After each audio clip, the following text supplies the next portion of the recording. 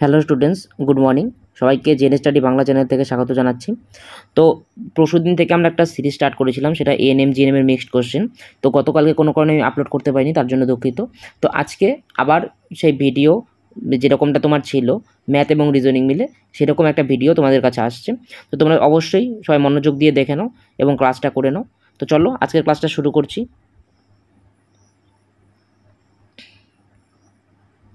দেখো, প্রথমে রিজনিংয়ের প্রশ্ন।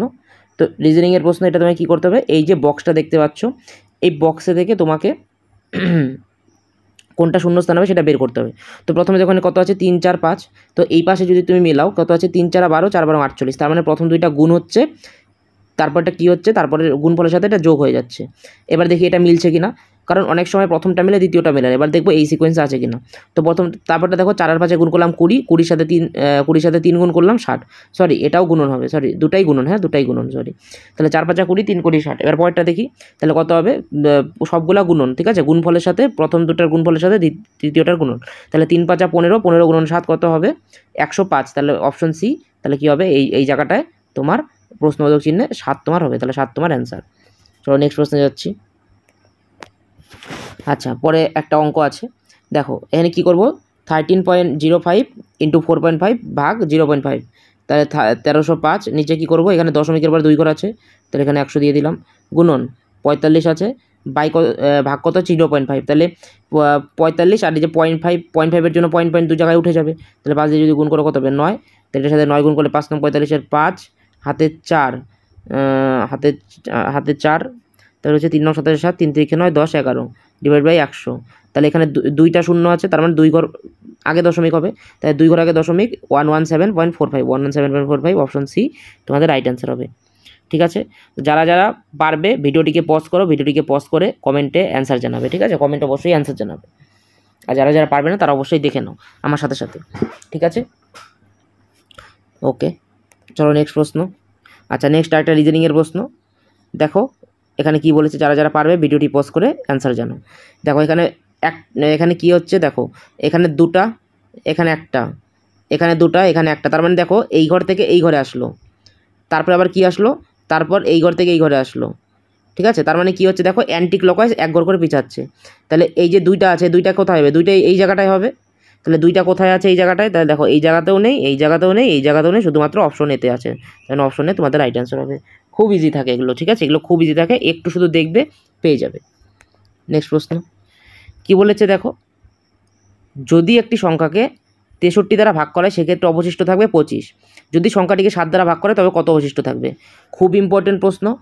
এই ধরনের অঙ্ক ডাব্লিউপি এবং এনএম জিএনএমের ক্ষেত্রে বেশি আসে, বা যে কোনো স্টেট লেভেলের পরীক্ষায় বেশি আসে। দেখো এরকম অঙ্কে কী করবে, ঠিক আছে, দেখো যখন কি বলেছে এখানে 63 দ্বারা, এখানে যাই কিছু থাক না কেন এটা তোমার দেখার দরকার নেই, এখানে শুধু দেখবো অবশিষ্ট কত থাকবে। অবশিষ্ট এখানে কত বলেছে 25, আর তোমার কত দ্বারা ভাগ করতে বলেছে 7 দিয়ে, তাহলে অবশিষ্টকে কী করবে, যেটা দিয়ে ভাগ করতে হবে সেটা দিয়ে ভাগ করবে। তাহলে 25কে যদি 7 দিয়ে ভাগ করে কত থাকবে, 3 7 21, 4 তোমার অবশিষ্ট থাকবে, তাহলে অপশন সি 4 তোমাদের রাইট অ্যান্সার হবে। তাহলে মনে রাখবে কত দ্বারা ভাগ করতে হচ্ছে সেটা দেখবে না, প্রথম কত দ্বারা ভাগ করছে সেটা দেখবে না, দেখবে পরের দেখবে অবশিষ্ট কত আছে, ঠিক আছে। প্রথম যেটা ভাগ করবে সেটা দেখবে না, শুধু দেখবে অবশিষ্ট কত আছে, আর দেখবে পরে কত দিয়ে ভাগ করতে হচ্ছে সেটা দিয়ে ডাইরেক্ট ভাগ করে দেবে, যেটা অবশিষ্ট আসবে সেটাই তোমার অ্যান্সার হবে। চলো নেক্সট প্রশ্ন। আচ্ছা, সেম প্রশ্ন। আচ্ছা, তারপর একটা অঙ্ক আছে, কি বলেছে, আচ্ছা দেখো এরকম অঙ্ক পরীক্ষার জন্য ইম্পর্টেন্ট। এরকম অঙ্কে কী করে, প্রথমে দেখবে এখানে পাওয়ার কত আছে, তো পাওয়ার আছে 461, 4 টু দি পাওয়ার 61, তারপরে 62, 63, 64, তাহলে কী করে 4 টু দি পাওয়ার 61 কমন নিয়ে নেবে। যদি কমন নিয়ে তারপরে কী থাকবে, তাহলে প্রথমটা 4 টু দি পাওয়ার 0 থাকবে, তারপরে কী থাকবে 4 টু দি পাওয়ার 1, তারপরে কত থাকবে 4 টু দি পাওয়ার 2, তারপর কত থাকবে 4 টু দি পাওয়ার 3। এবার দেখো 4 টু দি পাওয়ার 61 নিব, এখানে কত হবে, দেখো 4 টু দি পাওয়ার 0, 0ই হবে, এখানে কত হবে 4, এখানে কত হবে 16, এখানে কত হবে 64, তাহলে যোগ করলে কত হয় 64 আর 16 কত হবে 70, আর এখানে কত হবে, দেখো 64 আর 16 আছে, ঠিক আছে, কত হবে, সরি 80, আর এখানে 84, এখানে কত হবে, সরি 0 না, এটা 1 হবে, ঠিক আছে, 0 না, এটা 1 হবে, এটা 1 হবে। 84 এর আগে কত হবে, তাহলে 64 আর 16 কত হবে 80, 84 এর আগে 85, তাহলে দেখো 4 টু দি পাওয়ার 61 আর কত হচ্ছে ইন্টু 85। এবার দেখো এই 85টাকে যদি পুরোপুরি ভাগ যায়, তোমাকে বলেছে কত দ্বারা বিভাজ্য হবে, তো এই 85কে যদি পুরোপুরি কোনো সংখ্যা দিয়ে ভাগ যায় তাহলে সেটাই তো তোমার অ্যান্সার হবে, তাই না। তাহলে 85কে দেখো কত দ্বারা ভাগ যাবে, 85কে দেখো 17 দ্বারা, অলমোস্ট 17 দ্বারাই শুধু ভাগ যায়, তাহলে কত হবে তোমার এটা অ্যান্সার 17। চলো নেক্সট প্রশ্ন। আচ্ছা দেখো DW EV FU প্রশ্নবোধক HS, তাহলে দেখো ডি এর পরে ই হয়, ই এর পরে এফ হয়, তাহলে এফ এর পরে কী হবে, জি হবে, জি এর পরে আবার এইচ হবে, তাহলে অপশন সি। আচ্ছা কী বলছে, দুটি সংখ্যার গসাগু 110, সেগুলির গুণফল হলো এত, সংখ্যা দুটির লসাগু কত। আমরা কি জানি, গসাগু ইন্টু লসাগু কত, সংখ্যা দুটির গুণফল। তাহলে এখানে যে 290 400 আছে, এটাকে আমি কী করবো, এটা কত দ্বারা ভাগ করে দেবো, 110 দ্বারা ভাগ করে দেবো, তাহলে লসাগু পেয়ে যাবো। তাহলে 110 দিয়ে ভাগ করো 0 0, 11 দিয়ে যদি কাটো, 11 দুগুণে 22, 70, 6 11 66, 4 44, 4 11 44, 0, তাহলে 2640, অপশন সি 2640 তোমার অ্যান্সার হবে। ঠিক আছে, খুব সোজা প্রশ্ন, খুব তাড়াতাড়ি করা যায়, পরীক্ষার হলে বেশি টাইম লাগার কথা না, যাদের কনসেপ্ট ক্লিয়ার আছে তারা সঙ্গে সঙ্গে পারবে।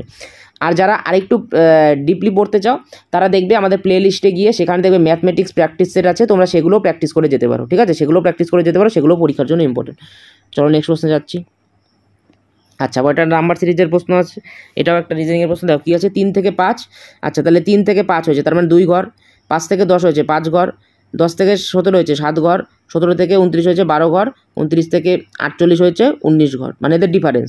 তাহলে দেখো এইবার দেখো, এটা কিন্তু খুব একটা ইম্পর্টেন্ট প্রশ্ন, অনেকে এটা বুঝতে পারো না কীভাবে হয়। দেখো 2 এর সাথে 5 যোগ করলে কত হয় 7, 5-এর সাথে 7 যোগ করলে কত হয় 12, 12-এর সাথে 7 যোগ করলে কত হবে 19, তাহলে 19-এর সাথে 12 যোগ করলে কত হবে 31, তার মানে পরের ডিফারেন্স 31 হবে। তাহলে 48-এর সাথে 31 যোগ করলে কত হবে 79, অপশনটি তোমার রাইট অ্যান্সার। চলো নেক্সট প্রশ্ন। কি বলেছে, 2497 সঙ্গে কোন ক্ষুদ্রতম সংখ্যা যোগ করে তা 5 6 4 ও 3 দ্বারা বিভাজ্য হবে। যখন এরকম দেখবে যে ক্ষুদ্রতম সংখ্যা বলেছে এবং সেটা এত দ্বারা বিভাজ্য, তখন কি করবে, এই যে সংখ্যা বলবে এটা লসাগু করবে, এটা লসাগু যদি করো তাহলে কত হবে, এটা 60 হবে। এবার কি করবে, যে লসাগু হবে, লসাগু দিয়ে যতকে তোমার সঙ্গে যোগ করতে বলেছে তাকে ভাগ করবে। তাই এটা দিয়ে যদি ভাগ করি তাহলে কত হবে, প্রথমে যাবে 4 বার, 240, 97, ঠিক আছে। আবার যদি ভাগ করো একবার, তাহলে কত হবে 60 বিয়োগ, তাহলে কত হচ্ছে 37। এইবার যে অবশিষ্ট থাকবে, অবশিষ্টর সঙ্গে কত যোগ করলে দেখবে 60 দিয়ে ভাগ যাবে। তাহলে অবশিষ্ট আছে কত 37, 37 সাথে এমন মিনিমাম কত যোগ করলে দেখবো সেটা 60 দিয়ে ভাগ যাবে। তাহলে 37 সাথে কত যোগ করবো 23, 23 যদি যোগ করি তাহলে 60 দিয়ে ভাগ যাবে।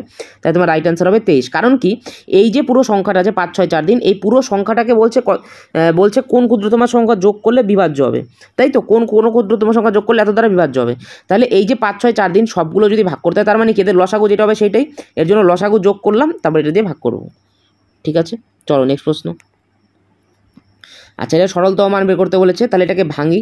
ঠিক আছে, ভাঙলে কি হবে, √50কে যদি ভাঙি তাহলে 5 5 25, 5 দুগুণে 5 5 25 দুগুণে 50, 5√2, তারপরটা 3√2 মাইনাস, তারপরটা কী হয়, √8কে ভাঙলে 2 দুগুণে 4, 4 দুগুণে 2√2, তাহলে দেখো 5√2 আর এখানে -3√2 -2√2, তার মানে কত হবে -5√2, তাহলে সমান কত হবে 0। তাহলে অপশনটি 0 তোমার রাইট অ্যান্সার হবে। আশা করি সবাই বুঝতে পেরেছো। চলো নেক্সট প্রশ্ন যাচ্ছি। আচ্ছা কী বলছে, 2 4 6 ও 10 এর প্রত্যেকের সঙ্গে কোন সংখ্যা যোগ করলে যোগফল সমানুপাতি হবে। তাহলে এটা কী করবে, এটাকে কী করবে দেখো,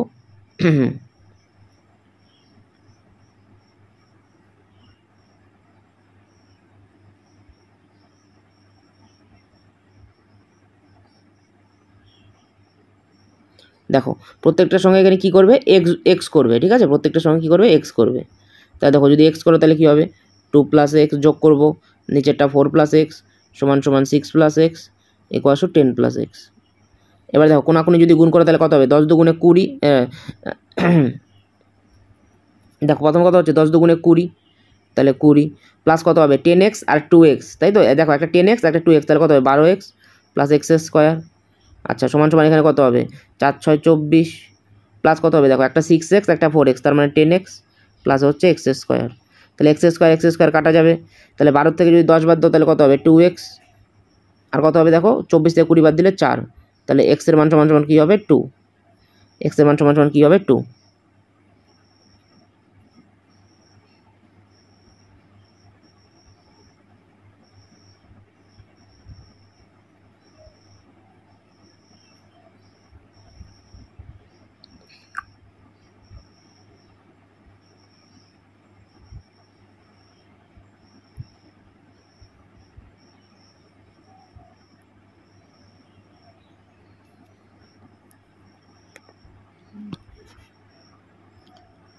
পরের অঙ্ক থেকে কী বলেছে, পাশাপাশি দুটি স্কুলের ছাত্রছাত্রীর মোট সংখ্যা সমান, কিন্তু ছাত্রছাত্রী সংখ্যার অনুপাত একটিতে 9:10 এবং অন্যটিতে 10:8 হলে দুটি স্কুল মিলে ছাত্রছাত্রী সংখ্যার অনুপাত কত।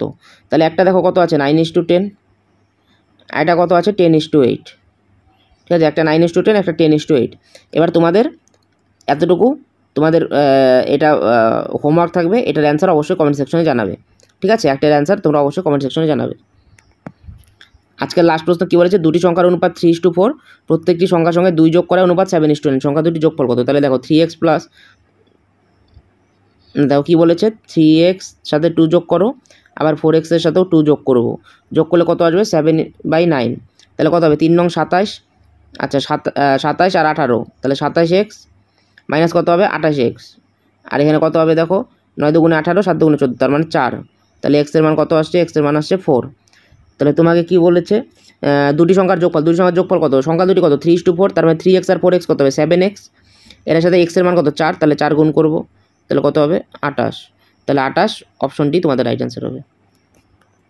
আচ্ছা, আজকের লাস্ট প্রশ্ন এটা কি বলেছে, 17টি বল 720 টাকায় বিক্রয় করার জন্য যে পরিমাণ ক্ষতি হয় সেটা 5টি বলের ক্রয় মূল্যের সমান, একটি বলের ক্রয় মূল্য কত? তাহলে দেখো 17টি বল 720 টাকায় বিক্রয় করার জন্য যে পরিমাণ ক্ষতি হয়, ঠিক আছে, 17টা বল তার মানে কমটায় বিক্রয় করেছে যার জন্য ক্ষতি হয়েছে, তাহলে সেটা 5টি বলের আবার ক্রয় মূল্যের সমান। তাহলে সমান যেহেতু বলেছে কী করবো, আমরা ধরে নিব x টাকা, তাহলে এটা একটা বলের দাম কত হবে 5x টাকা, 17টা বলের দাম কত হবে 17x মাইনাস 720 টাকা, কারণ 720 টাকা বিক্রয় করছে যে ক্ষতি হয়েছে। তাহলে 5-এর থেকে 17 বাদ দেবো, তাহলে কত হবে 12x মাইনাস 12x মাইনাস 720, তাহলে মাইনাস মাইনাস কাটা দিব, তাহলে এখান থেকে x শুধু করে তো থাকবে 6 × 12 0, তাহলে একটা বলের দাম কত টাকা 60 টাকা। আশা করি সবাই বুঝতে পেরেছো। তাহলে আজকের মতো ক্লাস এখানেই থাকবে। তোমাদের ভিডিওটি কেমন লাগলো অবশ্যই তোমরা কমেন্ট সেকশনে জানাবে, ঠিক আছে। আর যাদের ভিডিওটি ভালো লেগেছে তোমার যদি কোনো বন্ধু থাকে তুমি তাদের সাথেও শেয়ার করতে পারো, আর যদি কোনো অসুবিধা অবশ্যই তোমরা কমেন্ট সেকশনে জানাবে। তো চলো আজকের মতো এখানেই, নেক্সট আর পরবর্তী ভিডিওতে আগামীকাল সবার সাথে দেখা হবে। ততক্ষণ সবাই ভালো থাকবে এবং খুব আনন্দ পড়াশোনা করবে। Thank you.